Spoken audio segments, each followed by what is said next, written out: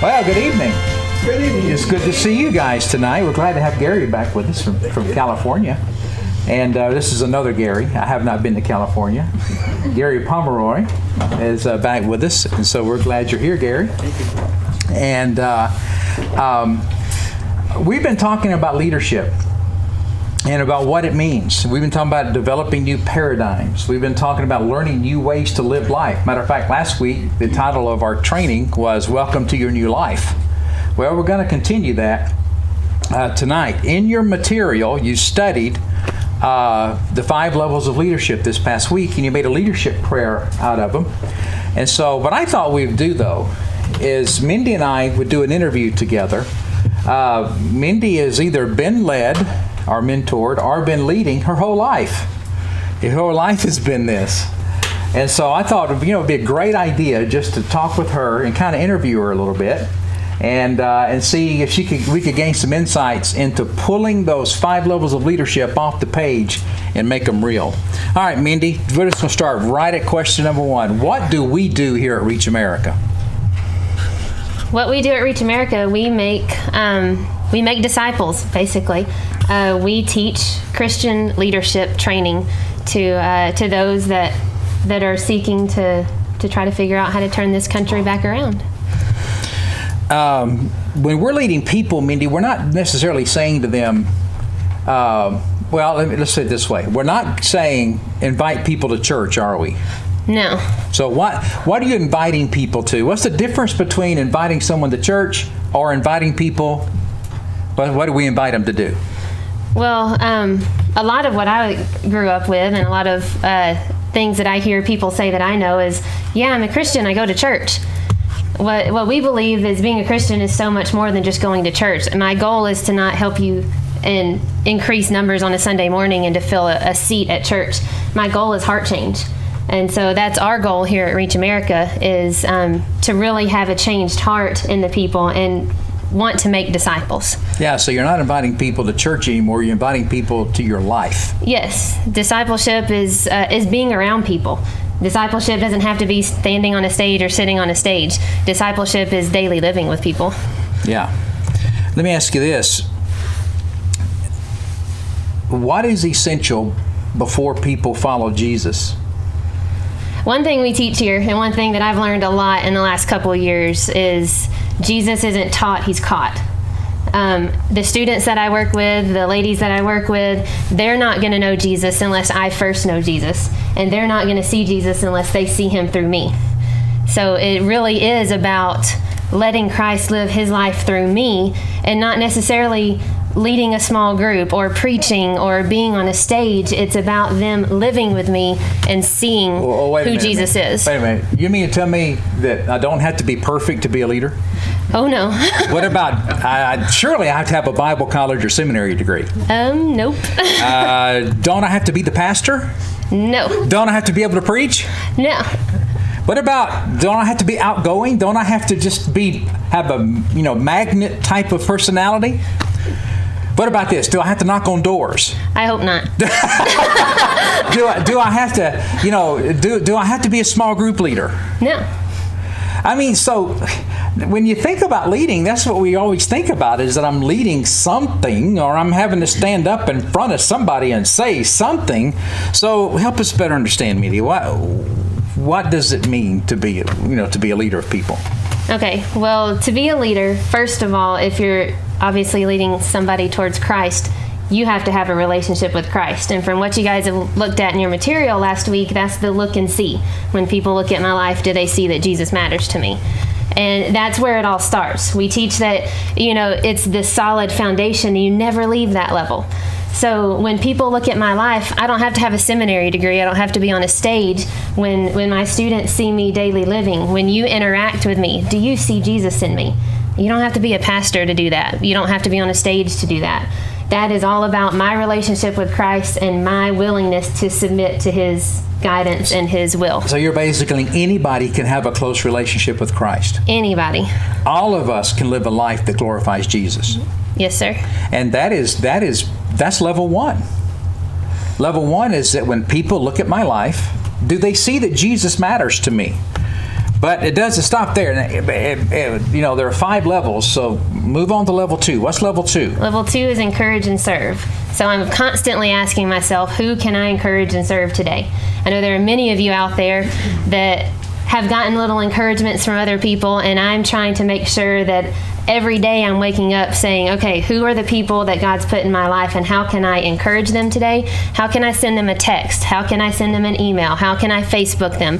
How can I face-to-face if I see you throughout the day? What can I do? Is there something I can do to help you?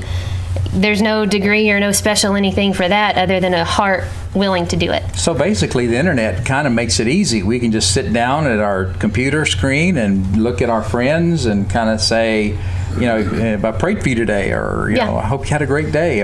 But it goes a little more deeper than that, though, because it's when you're encouraging someone, it helps to go get coffee together, or it does help to be in a little small group. It can be a small group of 2, 3, or 4. It doesn't necessarily be an official small group. Yeah. But learn to encourage and to serve each other. Mm-hmm. Yeah. Now, what I've done is, and I'm not always the best example of anything we're talking about, but I'll tell you this: it happens a lot more than it used to. What I have done is I get up every morning, and the first person I see every day is Cindy, and I try to think, okay, what can I do to encourage and serve Cindy? Now, I've got a little bit of the routine down because I know what she likes. She likes to have breakfast cooked for her. She likes to have the bed made. She likes to have as few things done as possible because for some reason it takes her a lot longer to get ready. And I can get a shower and get ready in just minutes, but it takes her an awful long time. And so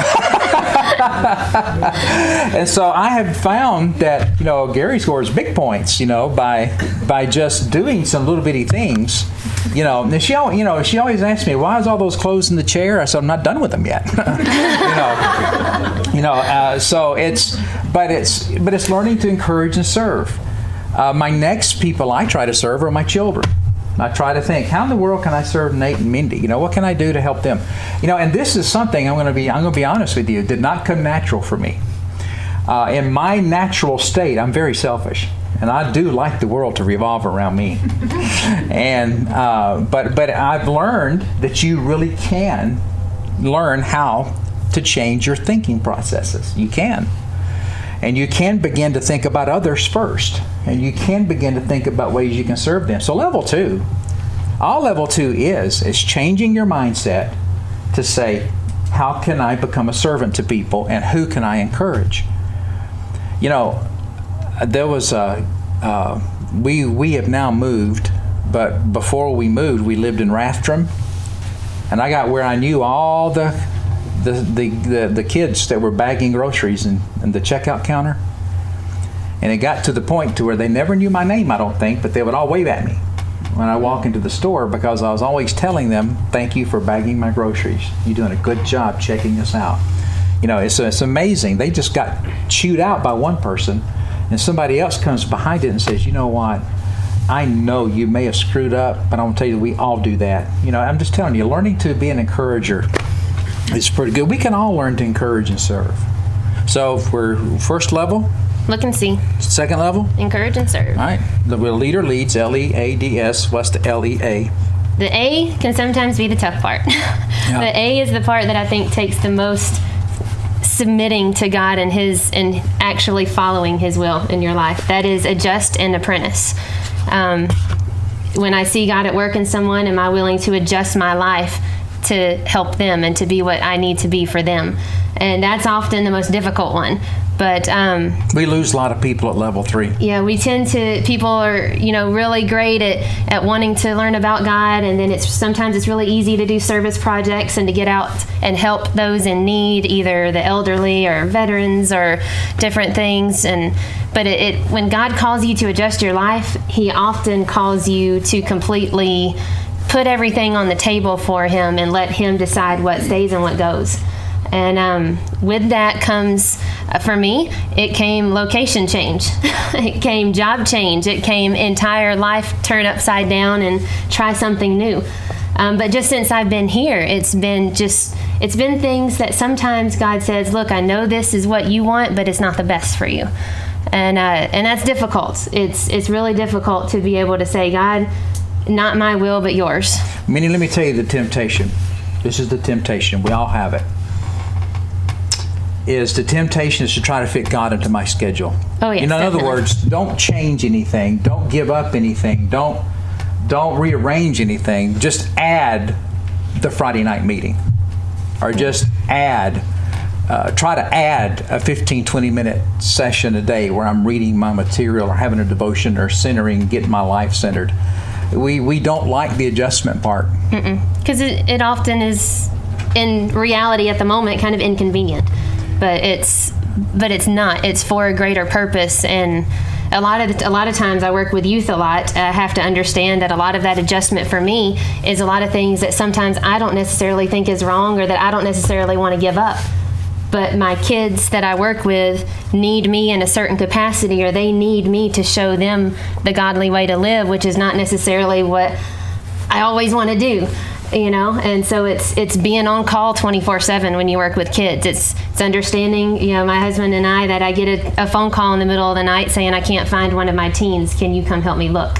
It's being on call to do whatever needs to happen, and it's willing to give up things sometimes that you don't necessarily want to give up. But just even coming to a Friday night means you give up maybe date night to come to a Friday night worship service. You give up an evening to spend time with someone who really needs prayer and encouragement and support that night.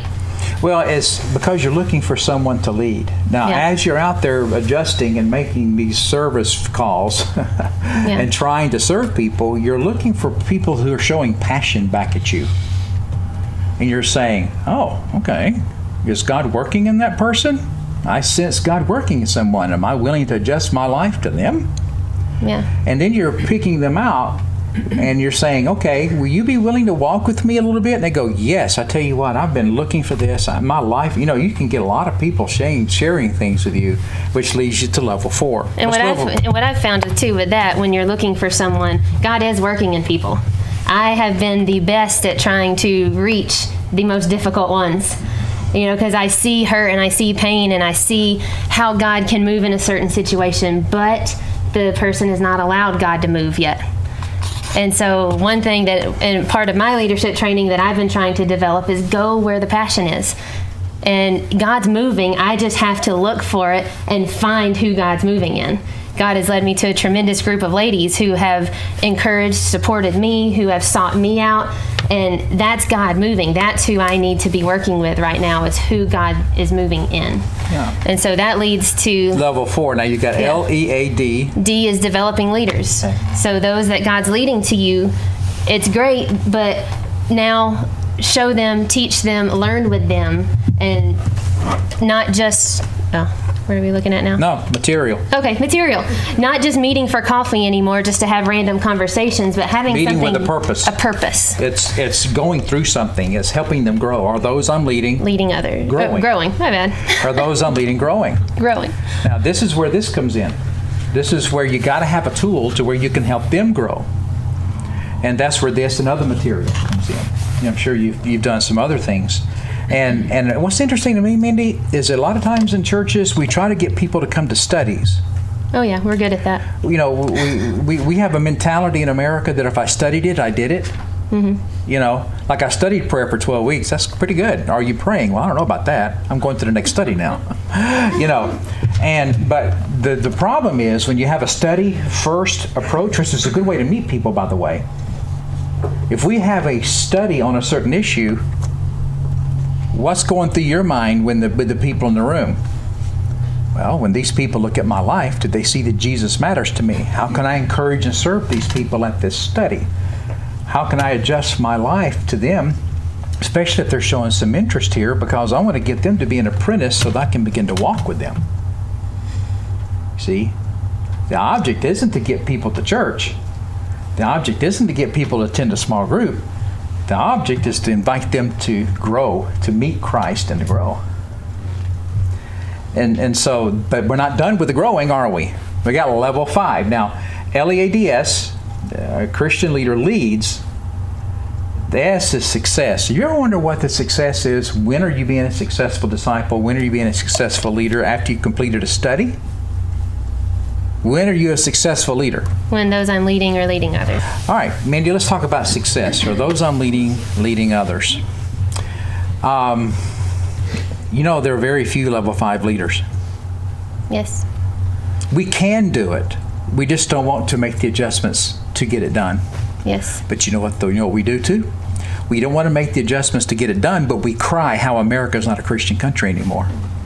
We don't want to make leaders, but we talk about how bad our country is. We don't want to make leaders, but we wonder, where is everybody voting? We don't want to make leaders, but we wonder, why are our families falling apart? We don't make the connection, guys, between making leaders and the condition of our culture. We think the answer is to get people to vote. No, it's not. The answer is to start to develop our lives to a place to where we are multiplying ourselves into others. And if all of us are doing that, guess what's going to happen on voting day? We're all going to go, and we're all going to vote, and we're all going to vote for godly people. We're trying to put the cart before the horse. We're trying to put country before Christ. It's not about voting. It's not about, how bad the world is. It all comes back to us and the decisions, everyday decisions that we are making. Mindy, do you think it's easier just to blame Obama? I think it's easier to blame anybody but yourself. Do you think it's easier just to blame Congress? Well, if those idiots will just get their act straight. Do you think that's easy to do? Mm-hmm. We can sit down all day and have coffee and talk about how bad the world is, can't we? Yeah. But what is the only thing that makes a difference, Mindy? Is whether or not I'm going to do anything about it. Exactly. And the doing something about it is learning how to lead people. It's learning how to lead people. And I think one thing that I didn't really understand, I think, growing up is I had a mentor, and her name was Stacy, so she's probably watching this and she'll get a kick out of this. But it's amazing to me, and I've had a lot of people say, well, how do you lead someone? And I can tell you from my story growing up, it was basically, I was a teenager. I was about 13, 14 years old when she first came into our church back in Covington, Georgia. And it was free ice cream. It was an ice cream date that I knew that I could get out of my parents' house and I could go get free ice cream, and I thought I was cool. All right, there's a backstory. I just found this out today. Mindy just found this out today. Her mentor was set up.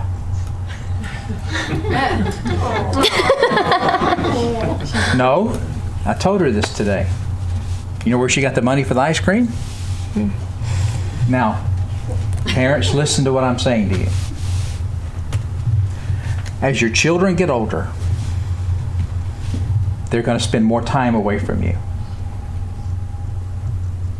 And there's going to be times you've got to be a parent, not a best friend, that they're going to go to somebody else and talk to. I sat down and had lunch with Stacy Guerrero. And I said, Stacy, would you be my daughter's mentor? Mindy found this out today. It was set up. It worked.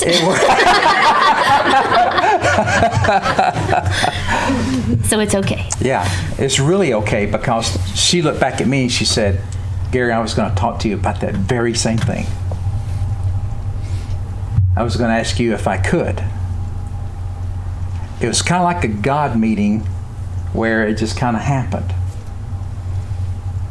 Now, there's more to how you can, your children are not out there helpless. If they are, it's because we as parents allowed that. It's not because, we do have control over that. We really do. We have more control than what you think. But I wanted to tell the backstory. It doesn't make Mindy's story less special. But I'm telling you, to set up situations for your children to become level 5 successful people and leaders, it takes a concentrated effort on the part of parents. And can I add on something to that? You sure can. To become a level 5 leader yourself, it takes concentrated, set up efforts. It's not something that you're just going to be able to sit back and it's going to come naturally, and you're just going to wake up encouraging and serving everybody, and you're going to wake up automatically adjusting to things. I really do believe, and one thing that I've learned in my Christian walk, mainly in the past couple of years, is intentional. Being intentional and following a purpose. And that's one of the things that, I don't automatically just think about all of these levels all the time. I have to make myself think about them and continually, daily surrender to what God's having me to do. And sorry. No, that's fine. But you can pick it up now. I just want her to let, she found that out today. And because she needs to know that, because she's going to have a kid one day, and I got to pass the little tricks to her. But go ahead, Mindy. Go ahead. Tell about what's you and Stacy. Very special relationship. Being a leader for her and being a mentor for her was just spending time with me. It was inviting me over. There was nothing. I don't even think we actually did a quote unquote Bible study together until my 20s, and I knew her since I was 13 years old. It was spending time with me. It was taking me out for ice cream all the time. It was inviting me over to spend the night at her house because her husband worked night shifts. So it was inviting me over to spend the night. I got to help her put her kids to bed. I got to pray with her kids. I got to just live with her. She taught me how to make jelly. She would teach me any and every little thing that I wanted to know about, even the most small, tiny little things that really, in the big scheme of things, don't make a difference. But while she's letting me help her put her kids to bed and say a bedtime prayer, I'm watching. Mm-hmm. I watched as she went with her family to try to find a dog, and they actually prayed over what dog to adopt. And I just thought she was crazy. I was like, it's a dog. Just go pick a cute one out and it's cool, and bring it home and hope it doesn't pee on anything. That's what you do to get a dog. But no, her family prayed. Every single time they went to go look at a dog, we would pray together. Mm-hmm. Just living her life with me and letting me see how she responded to failures, letting me see how she responded to success, letting me see how she responded to just the normal, mundane, daily tasks of life. I learned to look for the things that she looked for. I learned to seek God in the way that she sought God. I learned to pray like she prayed. I learned to look for a guy like she looked for her husband. So Derek had a very tough road to plow, knowing that what I was looking for, and I found it. But I found it because she put in front of me the ways and the things I was supposed to look for. I imitated Stacy because I didn't know God at the time. I imitated what she did. I imitated what she would say. I imitated how she dressed. To me, she was cool stuff. Okay, she was in her young 20s, and I'm 13 years old, and she cares about me, so I imitated. Little did I know I was imitating her, and she was imitating Christ. Oh, and they became imitators of us, and then Christ. I read that in 1 Thessalonians the other day. Mm-hmm. But never once was she my Bible study leader growing up. She never once led the youth group. Mm-hmm. She never once got on a stage and preached. She never once led anything. And we even tried to get her to lead stuff, and she wouldn't. She knew what she was doing, I think, with me was more important than any of that. She was inviting me along in her life. The first thing we always try to pray for with our youth, for some reason, is I need to get them in church, or I need to get them in a youth group. Find them a mentor. Find them someone who will love them unconditionally and lead them. And I'll tell you something that was tough, but at times. But it's got to be somebody that a parent will trust, because I have never to this day ever approached Stacy about any conversation they've ever had. I trust her that much.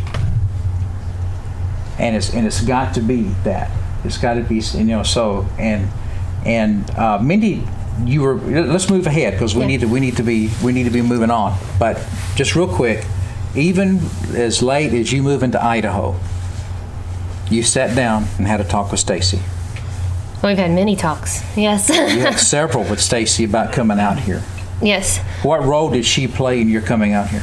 She gave me her blessing, which at this point, after 13 years, I'd known her half my life. I was basically a part of her family. I was basically all the family get-togethers on her family I was invited to, and her family's half Hispanic, so it was great. I learned Spanish at the same time, and they accepted me. And I went to her, and I just I don't know if I should go she was one of the first people I would always seek out. What should I do? And she said, I don't want to lose. And she wanted me there for her kids. I was already starting to develop. That was Stacy's plan. Yes. And she was her oldest was becoming a teenager. And I was already starting to do the same things with her daughter that Stacy had done with me. And so knowing all of this, I went to her and said, I feel like this is what I'm called to do. What do you think? And with tears, she's giving up her daughter's mentor. She said, I think you need to go. And to this day, we still talk at least once a week. She came out here? She came out here this summer. Got to show her around Idaho. It was really cool. She got to meet people and put faces and names together that I've been telling her on the phone. But her reach, what's really amazing is her mother mentored and discipled her in a little town called St. George, Georgia. And it's at the little foot part. Georgia has like a big piece. You know the little tail in Georgia, if you know it. Yeah. They may not even know where Georgia is. But there's a little. I'm serious. People in Georgia don't know where Idaho is. Yeah. But there's a little tail in Georgia where the St. Mary's River just kind of goes like this in the southern part, and they lived in that little tail. There's a caution light, so if you blink, you've missed the whole town. That's where she grew up. And so her mother came to Christ, discipled Stacy. Stacy took me under her wing and has discipled me. And then I've taken several of the kids here under my wing, and one in particular is in college now and has started teaching and doing some teaching with our kids in summer camp. So I called Stacy and took pictures of my girl teaching this last summer and just sent them to her, just saying, Miss Irene, which is Stacy's mom, in St. George, Georgia, has reached all the way up to North Idaho, and she now has spiritual great-grandchildren. See what we're saying? It's just real cool watching the way you can become a spiritual grandparent much quicker. We said it today. You much quicker than you can become a physical one. And so it's just can happen that way. Well, Mindy, we need to wrap this up. I wanted you to hear her story because this it is a big commitment, but it's not a big commitment to step out of who you are. It's learning how to take who you are and be obedient to Christ. Really. And there's a lot more to it. Your material and everything throughout the next few weeks and the next few months that we're going to learn together.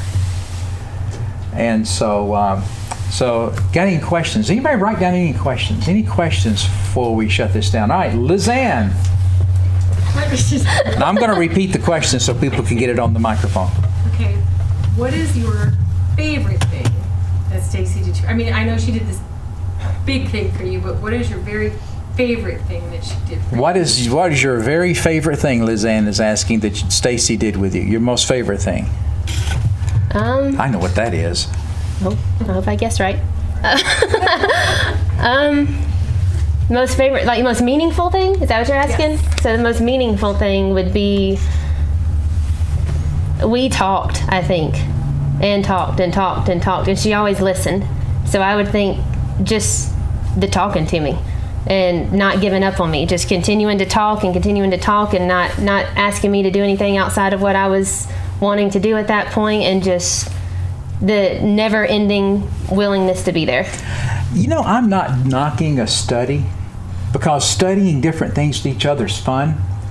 But if we're doing our job on the church level of teaching the Scripture and everything, one of the most fun things and the most growing things you can do is that when you're reading God's Word, sit down with somebody and talk about application, share in each other's lives.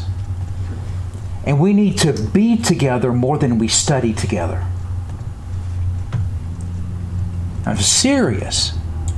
Is it better to keep studying and never learn anything? Or is it better sometimes just to go off what you're learning tonight and sit down with your husband or your wife when you get home and say, what did you get out of that?